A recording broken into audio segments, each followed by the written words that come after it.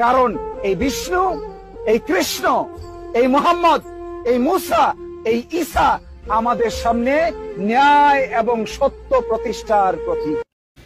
এতক্ষণ পর্যন্ত আপনারা যেই উদ্ভট একটি বক্তব্য শুনলেন, যেখানে সকল নবী রসুলের সাথে রামকৃষ্ণ, রামচন্দ্র, যুধিষ্ঠির, মনু, বুদ্ধদেব ইত্যাদি প্রমুখ তাদেরকে মিলিয়ে দেওয়া হলো, এটা মূলত একটা রাজনৈতিক বক্তব্য এবং স্বার্থান্বেষী, স্বার্থতলবী একটি বক্তব্য।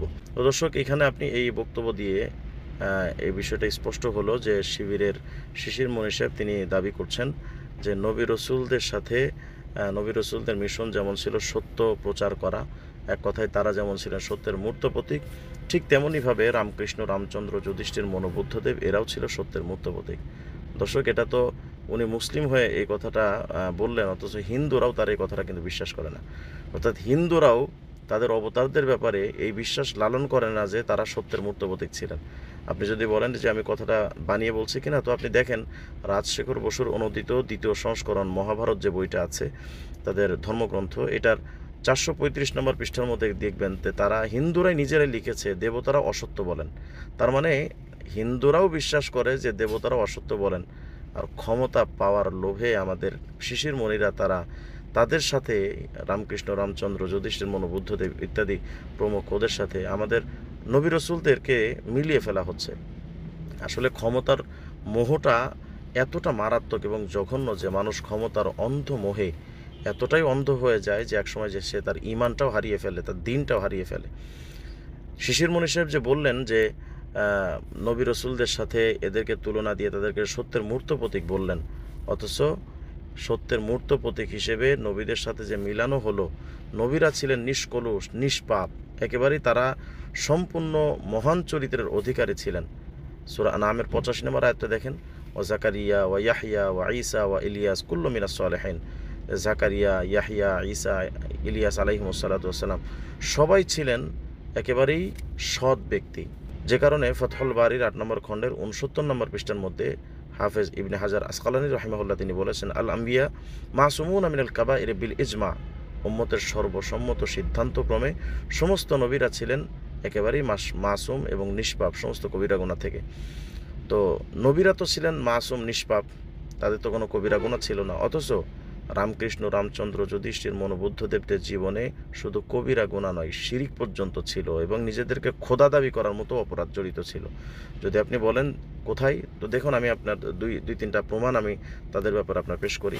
যেমন শ্রীমদ্ ভগবত গীতা 228 নম্বর পৃষ্ঠার মধ্যে আপনি যদি পড়েন, সেখানে দেখবেন কৃষ্ণ দাবি করছে, হে অর্জুন, আমি সূর্য স্বরূপে গ্রীষ্মকালে উত্তাপ দান করি, বর্ষাকালে আমি বাড়ি বর্ষণ করিয়া থাকি, আবার কখনো কখনো বর্ষণকে আকর্ষণ করিয়া থাকি, আমি মোক্ষ এবং মৃত্যু, স্থূল ও সূক্ষ্ম সমুদায় বস্তু।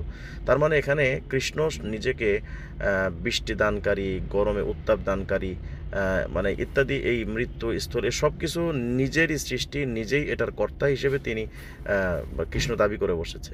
অথচ আমরা সবাই জানি যে সব কিছুর ক্ষমতা শুধুমাত্র একমাত্র আল্লাহ তাআলার।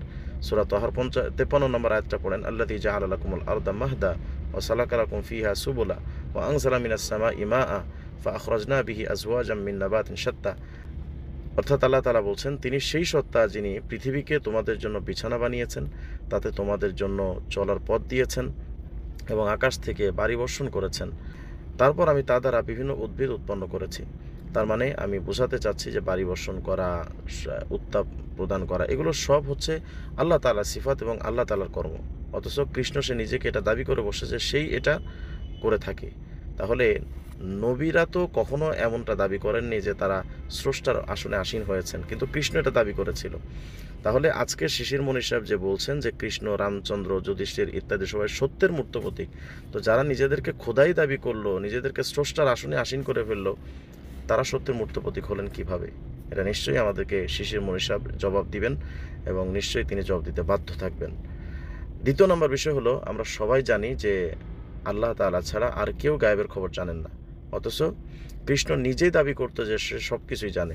যেমন দেখেন, প্রমাণ দিচ্ছি, শ্রীমদ্ ভগবত গীতার 196 নম্বর পৃষ্ঠার মধ্যে যদি আপনি পড়েন, সেখানে দেখবেন কৃষ্ণ দাবি করছে, হে অর্জুন, আমি সমস্ত অতীত, বর্তমান, ভবিষ্যৎ, এই ত্রিকালস্থ, স্থাবর, জঙ্গমাত্মক সমুদায় বস্তু জানি, কিন্তু আমার মায়া শক্তি ও যোগ মায়া শক্তির দ্বারা তাহাকে জ্ঞান আচ্ছাদন হেতু প্রাকৃত মানব বা প্রকৃতির অতীত কেহই আমাকে যথাযথভাবে জানিতে পারে না। তার মানে এখানে সে সুস্পষ্ট দাবি করছে যে সব কিছু সে জানে, অথচ সূরা হাশরের 22 নম্বর আয়াত, হুয়াল্লাহুল্লাযী লা ইলাহা ইল্লাহু আলিমুল গায়বি ওয়াশ শাহাদা ওয়ার রহমানুর রহিম, অর্থাৎ গায়েবের খবর, দৃশ্য অদৃশ্য, প্রত্যক্ষ পরোক্ষ সকল খবর একমাত্র আল্লাহ তাআলা জানেন।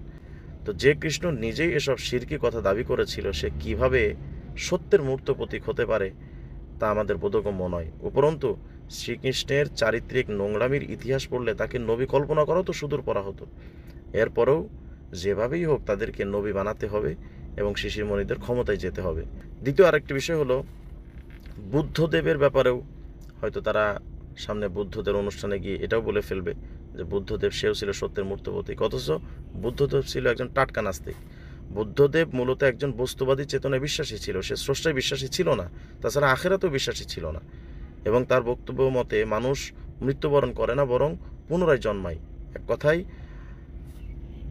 বুদ্ধদেব আগাগোড়া একজন নাস্তিক ছিল, যে কারণে সৌদি আরবের সর্বোচ্চ ফতোয়া বোর্ড আল-লাজনাতু দায়েমা লিল বুহুসিল ইসলামিয়া ওয়াল ইফতায়ের এক ফতোয়ায় বুদ্ধদেবকে নবী বলে বিশ্বাসকারীদেরকে কাফের ঘোষণা করা হয়েছে। যেমন তারা লিখেছেন, ফতোয়া লাজনাতু দায়েমা লিল বুহুসিল ইসলামিয়া 26 নম্বর খণ্ডে 238 নম্বর পৃষ্ঠা, ফতোয়া নম্বর 21400। সেখানে লেখা হচ্ছে, বুদা লাইসা নাবিয়ান বাল কানা কাফিরান ফাইলাসুফা ইয়াতাসান্নাকু আলা গায়রি দীনিন সামাবি ফামান ইয়াতাকাদা বিনবুওয়াতি ফাহুয়া কাফির। অর্থাৎ বুদ্ধ সে নবী নয়, বরং সে কাফের ও দার্শনিক ছিল। আসমানি ধর্ম বাদ দিয়ে বিভিন্ন পদ্ধতিতে ইবাদত করত। যে তাকে নবী হওয়ার বিশ্বাস রাখবে সে সুস্পষ্ট কাফের। তাহলে যারা নবী নয় এবং যারা সত্যের মূর্ত প্রতীক নয়, যাদের চারিত্রিক, যাদের ইতিহাস, যাদের দর্শন কোনো কিছুর সাথে ইসলাম কোনোভাবেই যায় না, সত্যের ধারে কাছেও যাদেরকে আনা যায় না, তাদেরকে রাজনৈতিক বক্তব্য দিয়ে সত্যের মূর্ত প্রতীক বানিয়ে দিতে পারলেন। যাদের কাছে ধর্ম নিরাপদ নয়, আমার কাছে মনে হয় তাদের কাছে দেশও নিরাপদ নয়। অতএব তারা যে লাফালাফি করছে, তাদের ঈমান বাঁচানোর জন্য হলেও অন্তত আমাদের এখন সবাইকে উদ্যোগ নেওয়া উচিত যে সবাই চলেন ধরে বেঁধে ওদেরকে ক্ষমতার মসনদে বসিয়ে দেই, তবুও তারা অন্তত ঈমানটা বাঁচাক।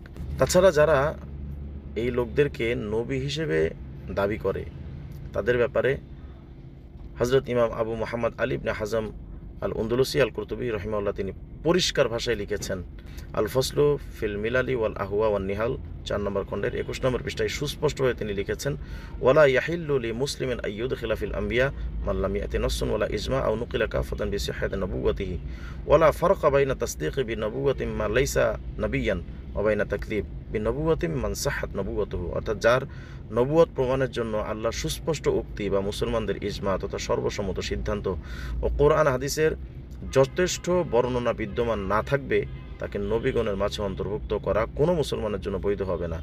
যার নবুয়ত বিশুদ্ধভাবে প্রমাণিত, তাকে মিথ্যা সাব্যস্ত করা ও যে নবী নয় তাকে নবী মনে করার মাঝে কোনো পার্থক্য নেই।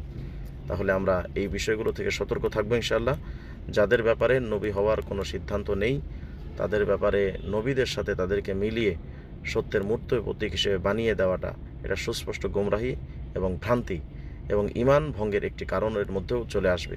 অতএব আমরা আশা রাখি আমাদের এই শিশির মনির ভাই জামাত ইসলামের, তিনি আশা করি তওবা করে ফিরে আসবেন। আল্লাহ তাআলা তাকে তৌফিক দান করেন। আসসালামু আলাইকুম ওয়া রাহমাতুল্লাহি ওয়া বারাকাতুহু।